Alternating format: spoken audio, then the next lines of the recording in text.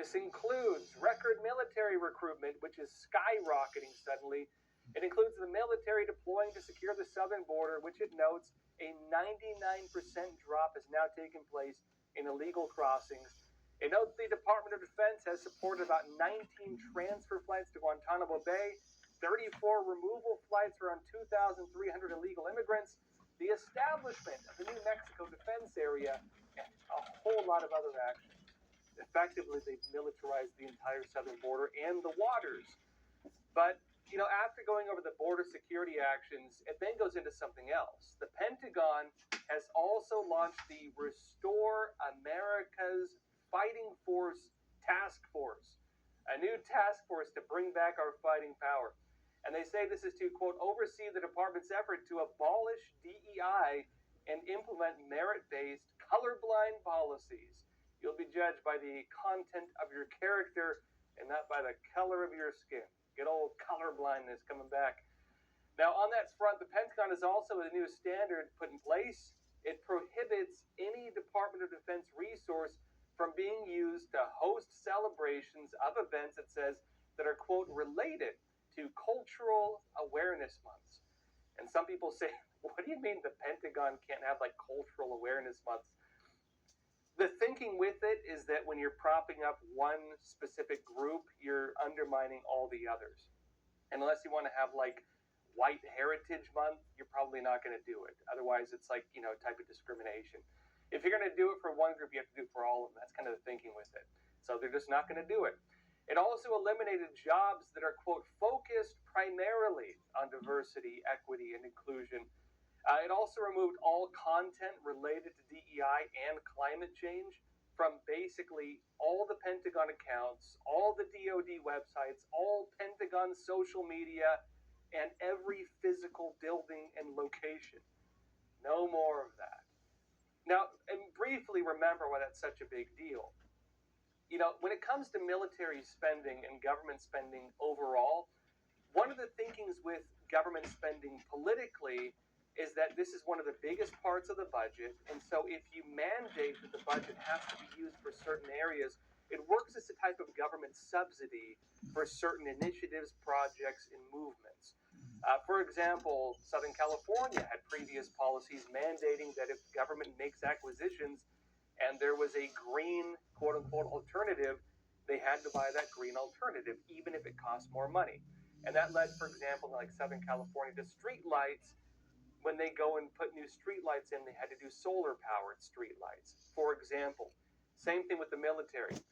During the Biden administration, they made it so that the military government spending, DEI, climate change was a huge focus. This is why they're even talking about electric tanks and so on, rather than, of course, diesel or whatever else. They've changed that now. Those programs are all gone.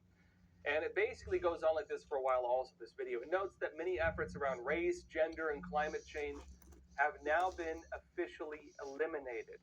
And what is coming in its place is something else. The U.S. military is focused now on war fighting. Instead of saying what is best for the environment, they're saying what is best for destroying the enemies of the United States. Instead of saying what is best for diversity, they're saying how do we unify American troops behind a common idea, make them work together, stop seeing differences among themselves, and make them do their mission and accomplish that mission. Arm in arm, well, maybe not like that, shoulder to shoulder, let's say, as they go after the enemies of the United States. That's the new focus. Now, look, back to the point of the military recruitment, though, there is a big sudden boom taking place. And for those who remember, this is actually a big change. Military recruitment over the last 4 years was so low that they were talking about drafting us. They were talking about mandatory military service. It was so bad that a lot of people thought it was an unfixable problem. It was looking like a crisis. They were saying that America might not even be able to fight wars unless we start drafting young Americans. They even wanted to draft women, by the way. And there was even serious discussion saying they might do it, frankly, or create policies that require military service, kind of like what you have in Israel or other countries where effectively after high school you have to go serve in the military, then you can go to college. And just as a reminder, here's where things were at back in September of 2024. This is Vox at the time, 1 year ago. They say America is not ready for another war because it doesn't have the troops. We don't have enough troops to fight a war. They say America did away with the draft 51 years ago, waging its many wars and interventions since with the all-volunteer force. You gotta want to do it. And they say, but all volunteer is a misnomer. Americans are not lining up to serve, and the all-volunteer force is really an all-recruited force. They're saying that, look, right now, if you want to have enough people for our military, you have to count on enough young people wanting to volunteer to join. And, if you're making it voluntary, you can't necessarily count on it. And last 4 years, that just frankly wasn't even happening. They say 3 of America's 4 major military services failed to recruit enough service members in 2023. The Army has failed to meet its manpower goals for the last 2 years and missed its 2023 target by 10,000 soldiers, which is 20%, they say, below like the baseline of what they needed to have, the shortfall, right?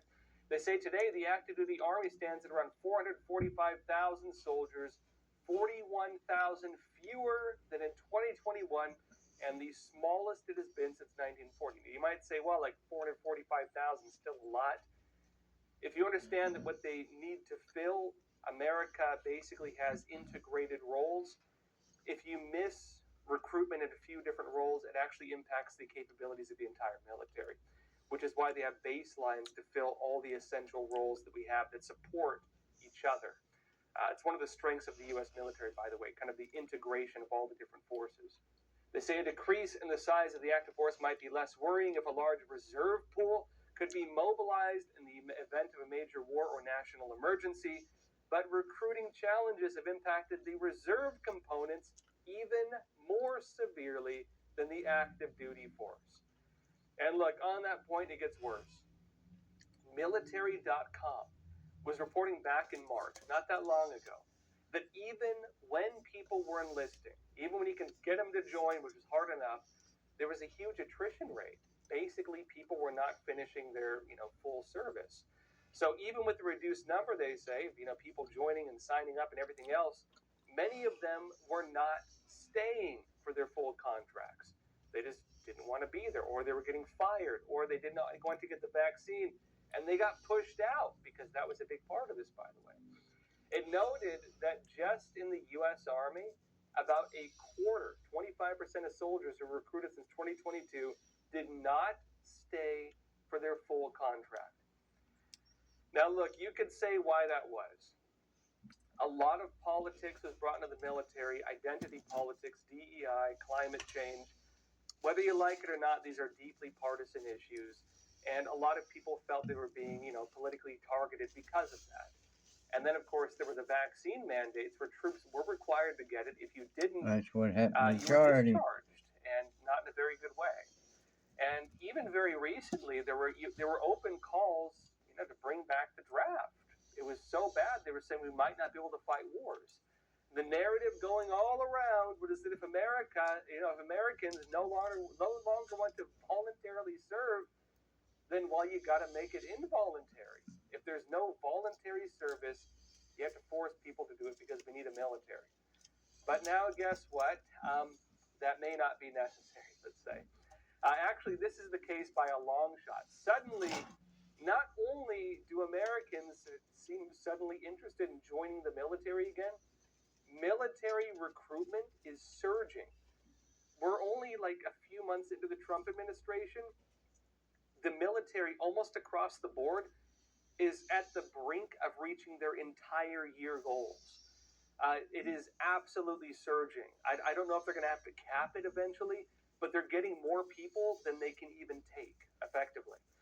And basically, military leaders are framing this as the result of the military dropping policies for DEI and climate change, and, of course, even dropping the vaccine mandate, saying they're going to hire people back. And they're focusing instead on war fighting. The military is becoming cool again. This is the Department of Defense in April. It says this just recently. They say the Army, Navy, Air Force, Marine Corps, and Space Force met their contracting goals for new recruits last year and expect to do so again this year. At the same time, military personnel leaders said they are undergoing transformations with an eye toward lethality, killing our enemies. Now look, just a couple weeks ago, the Army had reached about 85% of its recruitment goals for all of 2025, meaning they're probably going to hit that recruitment goal maybe by the end of this month if it goes in the same trajectory, maybe even more so. We will see. And I don't know if they're going to keep growing it beyond that budget, but they're going to have to cap it. They're getting so many people joining. Other branches were also seeing similar results. It seems Americans are suddenly interested in joining the military again. How did that happen? Why is it that we went from people not wanting to join, and it was such a crisis they were going to force us to join, to people wanting to join so badly they might have to just start turning people away? Why might that be? Well, we're suddenly seeing the U.S. military pushing a very different image. I'll be talking more about this after we come back from a quick break. Purpose, meaning unifying ideas. It's an interesting concept because basically what they're saying is diversity. I mean, diversity is not going away. Obviously, if you look at our military, you're going to have a pretty diverse group of people. But the idea they're pushing is for unifying Americans across our differences, not kind of driving wedges between differences. The idea is finding common ideas that unite us. And they're also focusing on the quote-unquote American warrior. They want to make us a fighting force, make us strong again and capable of destroying our enemies relentlessly. Not only is the focus though on guns and war fighting, it's also on physical fitness.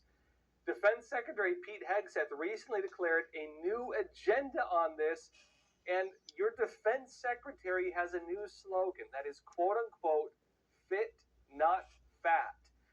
Look, this comes amid a new report that was released and said that more than 2/3 of the United States Reserve troops are overweight. Military Times said this. They say more than 2/3 of guards and reserve troops are overweight, potentially limiting their readiness and ability to deploy in support of national security, according to a new study released by the American Security Project this week. And they say this, quote, with the diminished size of the active duty force, I think they mean force size, not individual troop size, and increasing demands on the National Guard and reserves, service members separated due to obesity and its comorbidities are vital personnel the armed forces cannot afford to lose, researchers wrote in their report. Now, on that note, Pete Hegseth responded to this on X, and he said, quote, completely unacceptable.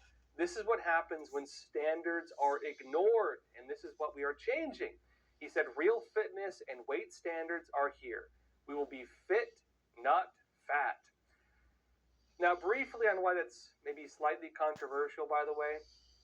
Look, a lot of military is being held to the same standards as like corporate America and government, and if your boss, it used to not be this way, but if your boss encourages you to lose weight or tells you that you're not fit enough, you could probably sue him, actually. The standards on this have changed in recent years. And so a boss or even a coworker suggesting that you need to lose weight or wear makeup or whatever else, it's become an HR violation. Again, it used to not be this way. The military has effectively been held to that same standard. And so for the military to now say, look, you need to be physically fit, it's two-sided. On one side, it does go against the policies of the last 4 years and against some of the HR policies you might find pretty much all across the country right now. But it also ties into something else, which is, this is people's lives on the line. If you are not physically fit and you're going to war, you're going to have a bad time. You're going to have a really bad time because you're going to be rocking around with a big old sack, on your back. You're going to be carrying a lot of equipment. That's funny. You're not going to be happy. And if America has to fight a war, and that's the case, well, we're not going to be able to fight a war, frankly. And that is the concern coming up right now. If you have a fighting force, they need to be capable of fighting. Defense Secretary Hegseth also noted the standard especially applies to those in leadership positions. And he announced that reviews were being done over this, during an Army speech at the Army War College. This was in late April. Watch this. To be the world's most lethal and effective fighting force, you have to set and maintain high standards for our men and women in uniform. High, equal, and unwavering. To be lethal, you have to trust that the warrior alongside you in battle, or the troops fighting in the unit that many of you will lead, are capable, truly physically capable of doing what is necessary under fire. They need to be fit, not fat, sharp, not shabby, especially our leaders. And that's why we're reviewing how the department has maintained standards in the past, as 4 years, and whether those standards have dropped, formally or informally. Now, the Pentagon also responded to that. They stated, quote, "We will bring standards back to our military." Good. And for people wondering, well, did we ever lose our standards? There's a few different areas to that. One of the big things that was happening, again, mainly over the last 4 years, was that standards were being changed or even dropped for certain individuals.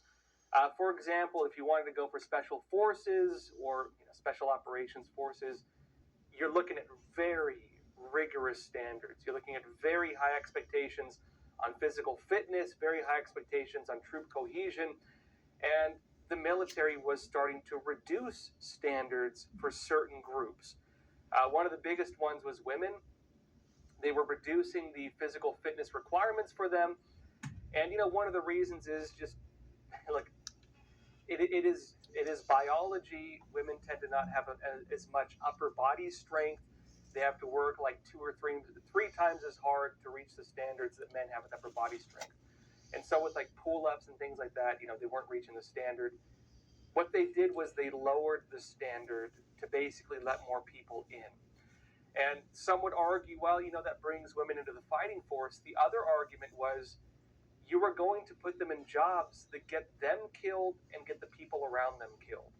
Because this is not some normal job. This is a job where your life is on the line. And if you don't meet the standard, you can and probably will get killed and get other people killed. They're saying that we need to have standards. There needs to be a set bar. You should strive to reach that, not request that it be lowered to meet where you're at. And so because of that, they want to bring back kind of the requirements that if you want to succeed, if you want to excel, you need to push yourself, you need to reach it. And in addition to that also, Secretary Hegseth also announced the military will begin welcoming back service members who were forced to leave the military because of the COVID vaccine mandates. He noted they've already sent out letters asking them to come back. And he also gave another update on this effort just recently. Watch this. We know how bad it was. You know how bad it was. And through this guidance, which I encourage you to check it all out directly, because it's an update going even further than what we've done in the past, this memo is providing supplemental remedies for service members and veterans negatively impacted by the DoD defunct COVID-19 disease 20 vaccine mandate. So more guidance here that we think is really important in getting this right, and we welcome you all back as quickly as possible. Now, on that point with the vaccine mandates, there's 2 tiers to this. They actually got rid of a lot of the officials who were pushing for the mandates. And, that was controversial because on one side, it was deemed a lawful order. On the other side, there were criticisms within the military that if you enforce a lawful order that violates constitutional rights or does something immoral, then they might not want you in the military. They actually got rid of a lot of those people. Well, everyone, that's all for tonight. Thank you for joining us. And as always, please take care of yourselves, stay informed, and stay free.